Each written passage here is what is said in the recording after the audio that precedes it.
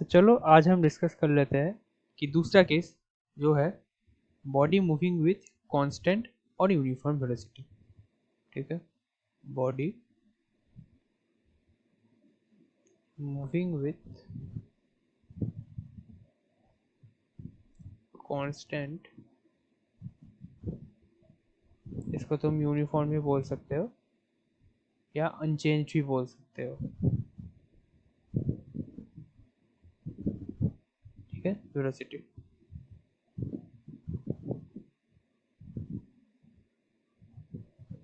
अगर body move कर रही है कांस्टेंट वेलोसिटी से, तो इसका मतलब क्या होता है कि चलो हम यहाँ पे खड़े हैं।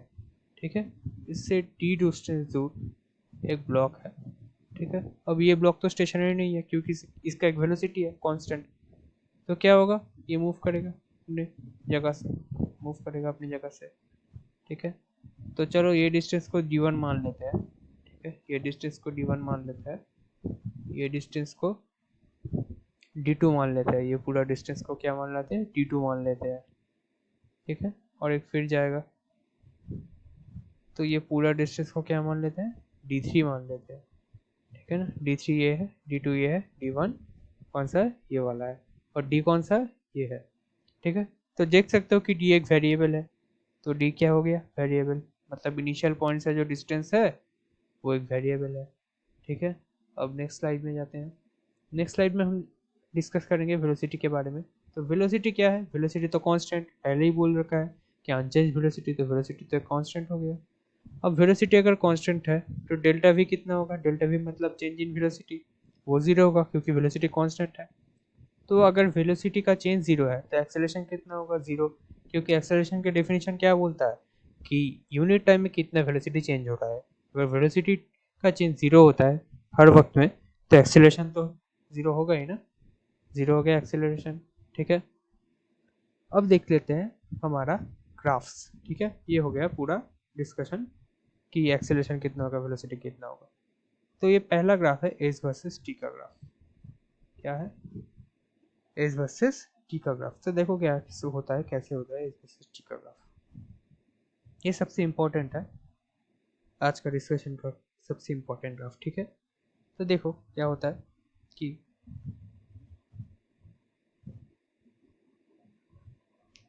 यहाँ से एक लाइन ऐसे खींच दो। ठीक है, तो ये हो जाएगा ये ग्राफ। अब यहाँ से यहाँ मैंने जीरो मतलब 0,0 से क्यों नहीं खींचा, क्योंकि हम जानते हैं पिछले साइड में हमने देखा था कि रेफरेंस पॉइंट से डी डिस्टेंस दूर बॉडी है, फिर से शुरू किया, मतलब डी डिस्टेंस दूर से बॉडी मूव करना शुरू किया, हमसे दूर जाने की कोशिश की। ठीक है, तो इसका मतलब है कि पहले तो डी डिस्टेंस था, उसके बाद ये धीरे धीरे इंक्रीज हुआ। ठीक है, तो ये डिस्टेंस को हम डी मान लेते हैं। अब हमें ऐसे कैसे पता चला कि एक स्ट्रेट लाइन ही होगा, उसके लिए हमारे पास एक कॉन्सेप्ट है कि एज वर्सेस टी ग्राफ में डी एस डी टी को बोलते हैं हम वेलोसिटी। अब हम जो डिस्कस कर रहे हैं उसमें वेलोसिटी कांस्टेंट है, तो वेलोसिटी अगर कांस्टेंट है तो डी एस डी टी भी कांस्टेंट है।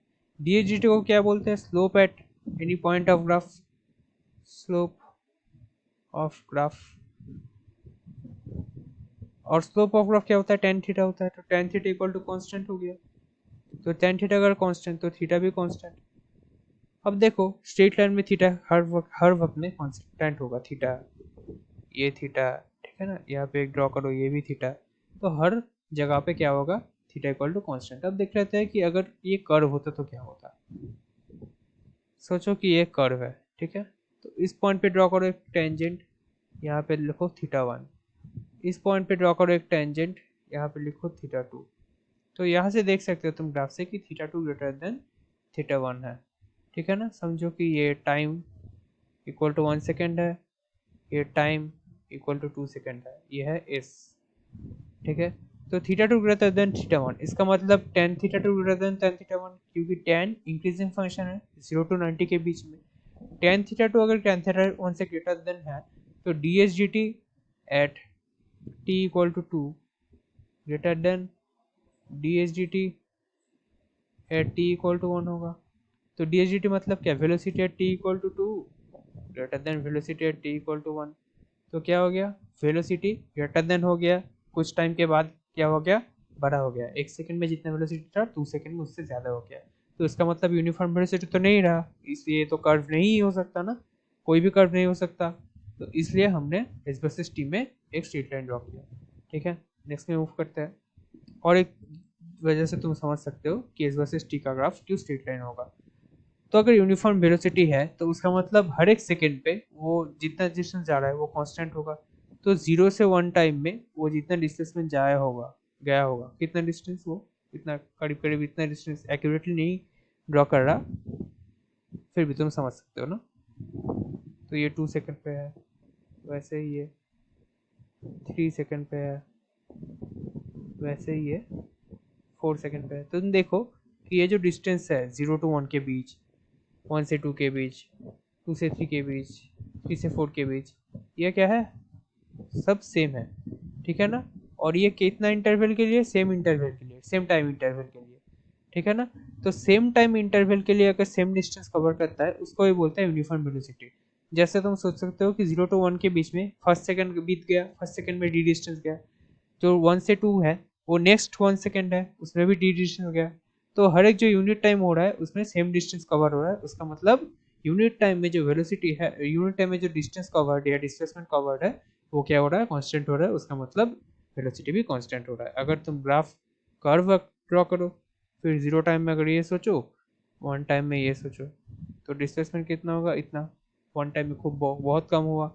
सेकंड टाइम पे देखो, सेकंड टाइम में देखो ये ग्राफ बहुत ऊपर चला गया, तो ये जो डिस्टेंस हो गया वो बहुत बढ़ गया। फिर 3 टाइम पे देखो, टाइम इक्वल टू 3 पे देखो, ये ग्राफ फिर ऊपर चला गया। t=4 पे देखो, ग्राफ और भी ऊपर चला गया। ठीक है ना। ऐसे करके तुम देख सकते हो कि ये जो d3, ये अगर समझो कि d2, और ये अगर समझो कि d1 है, तो d3 greater than d1, d2 greater than d1 हो गया। तो ये तो 1 सेकंड के इंटरवल के लिए हम मेजर कर रहे हैं ना। तो 1 सेकंड मेजर करने के लिए डिस्प्लेसमेंट अगर ज़्यादा हो गया तो ये तो यूनिफॉर्म वेलोसिटी होगा ही नहीं ना। तो इसलिए ये कर्व पूरा यहाँ से भी कैंसिल हो चुका है, हम देख सकते हैं। ठीक है। अच्छा, नेक्स्ट स्टेप में मूव करते हैं, क्योंकि ज़्यादा बड़ा वीडियो होगा तो यूट्यूब कैंसिल कर देगा मेरा वीडियो। ठीक है। तो नेक्स्ट देखते हैं हम कि ए वर्सेस टी ग्राफ। अच्छा, उसके पहले है वी वर्सेस टी ग्राफ। इससे रिलेटेड एक क्वेश्चन पूछा है WJE 2021 में। तो देखो क्या है, टाइम जितना भी हो वेलोसिटी तो कांस्टेंट है। तो टाइम 1 सेकंड में भी जितना वेलोसिटी, 2 सेकंड में भी जितना वेलोसिटी, 3 सेकंड में भी जितना वेलोसिटी, 4 में जितना वेलोसिटी, 5 में जितना वेलोसिटी, सब सेम है। ठीक है। तो क्या करेंगे हम यहाँ पे मार्क करेंगे कि 1 सेकंड में इतना वेलोसिटी, 0 सेकंड में भी उतना ही वेलोसिटी था ना, 2 सेकंड में उतना, 3 सेकंड में भी उतना, 4 सेकंड में भी उतना, 5 सेकंड में भी उतना। तो कैसा होगा, एक स्ट्रेट लाइन होगा जो कि एक्स एक्सिस के पैरेलल है। यहाँ से ये तक कितना होगा, ये तो वेलोसिटी है, ये तो टाइम है। वेलोसिटी पहले सेकंड में कितना था, मतलब 0 सेकंड पे c था, तो 1 सेकंड में भी c होगा, 2 सेकंड में भी c होगा, मतलब यहाँ से हरदम हर पॉइंट पे क्या होगा, c होगा। और वह भी वैसे भी तुम जानते हो कि दोनों पैरेलल लाइन में अगर तुम परपेंडिकुलर खींचते हो तो उसका लेंथ हरदम इक्वल होता है। तो इस लाइन का क्या है, पैरेलल टू x। ठीक है। इक्वेशन क्या हो जाएगा, y=c। ठीक है। ये जो लाइन है इसके हर पॉइंट पे y का वैल्यू कांस्टेंट है, इसके लिए y=c। ठीक है। नेक्स्ट पॉइंट डिस्कस कर लेते हैं। हाँ, WBJ का क्वेश्चन कराऊंगा वो लास्ट में एकदम। ठीक है। तो देख लो इसके पहले कि 3 नंबर ग्राफ क्या है, ए वर्सेस टी ग्राफ।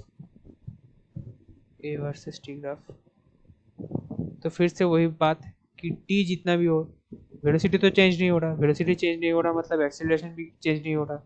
तो 1 2 3 कुछ भी पॉइंट ले लो, वहाँ पे क्या होगा, वहाँ पे वेलोसिटी एक्सेलरेशन हरदम zero zero zero zero zero zero zero zero zero.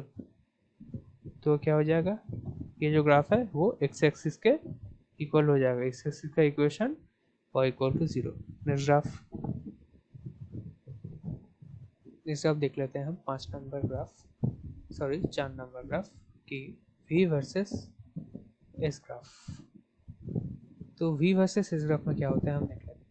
अगर ये s है, ये v है, अगर तुम सोचो कि हमने अगर यहाँ से यहाँ तक d डिस्टेंस ले लिया, ठीक है, इससे पहले का हम वेलोसिटी जानते हैं क्या, इससे पहले का, क्योंकि सोचो कि हमने जब देखा था 1 नंबर स्लाइड पे कि हम डी डिस्टेंस से दूर जा रहे थे बॉडी, ठीक है ना, बॉडी जो ब्लॉक है वो डी डिस्टेंस से दूर जा रहा था, डी फिर D1 D2 D3, ठीक है ना, तो ये ज़्यादा बढ़ रहा था। तो अगर तुम इससे कोई कम डिस्टेंस ले लो, D-1 डिस्टेंस ले लो, सोचो तो यहाँ पे तो बॉडी हमने देखा ही नहीं, तो और जहाँ पे हमने बॉडी को नहीं देखा वहाँ का फिनोमिनन भी हम डिस्कस नहीं कर सकते हैं।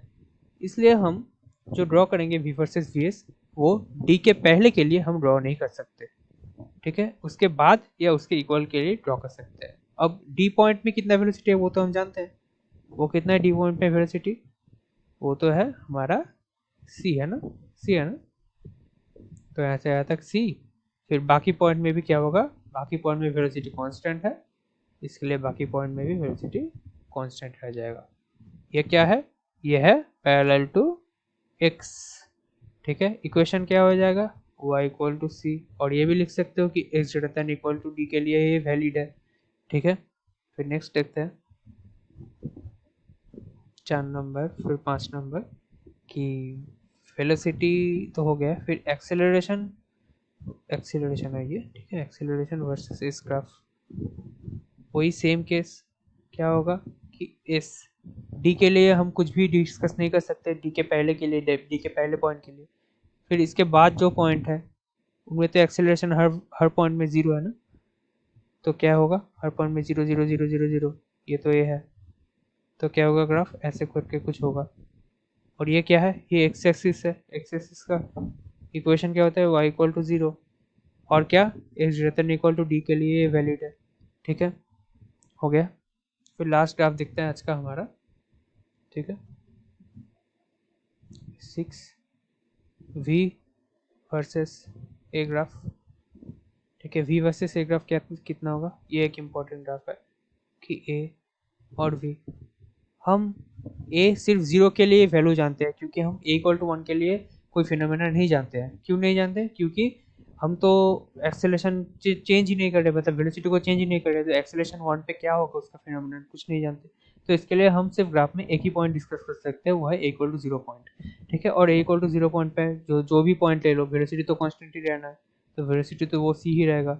अब इस पॉइंट का कोऑर्डिनेट क्या हो गया 0, c, क्योंकि एक्स एक्सिस पे मूव ही नहीं किया, तो फिर वाई एक्सिस में 0, c हो गया, ठीक है। तो फिर यहीं तक रहने दो, फिर मैं WBG का क्वेश्चन 3 मिनट में डिस्कस कर लूँगा नेक्स्ट वीडियो में, नहीं तो यूट्यूब मेरा वीडियो कैंसिल कर देगा, ठीक है।